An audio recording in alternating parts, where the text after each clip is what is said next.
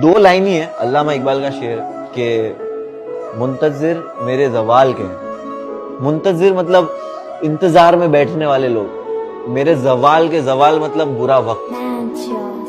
तो मुंतजिर मेरे जवाल के हैं, मेरे अपने भी कमाल के। मैंने खोया है अपनी हर प्यारी चीज को, मैं अपनी किस्मत फिर भी आजमाऊंगा। एक शायरी लिखी है, कभी मिलोगी तो सुनाऊंगा। मेरे मसले मेरी समझ के बाहर है, मेरी ख्वाबों से दोस्ती नींदों से दुश्मनी है। कोई ले आओ उस परिंदे को जो उसके शहर जाता हो, यूं ही पड़ा है खत जो लिखा कई दिनों से।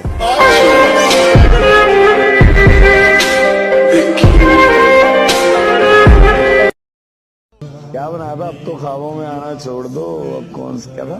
तो ख्वाबों में आना छोड़ दो, अब कौन से हम साथ है।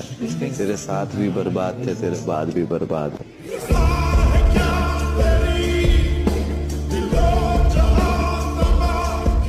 तो अर्ज किया है, यूं ना आकर बैठा करे मेरे सामने, देखे सब तो सबर है, ये मुझसे हर बार नहीं होता।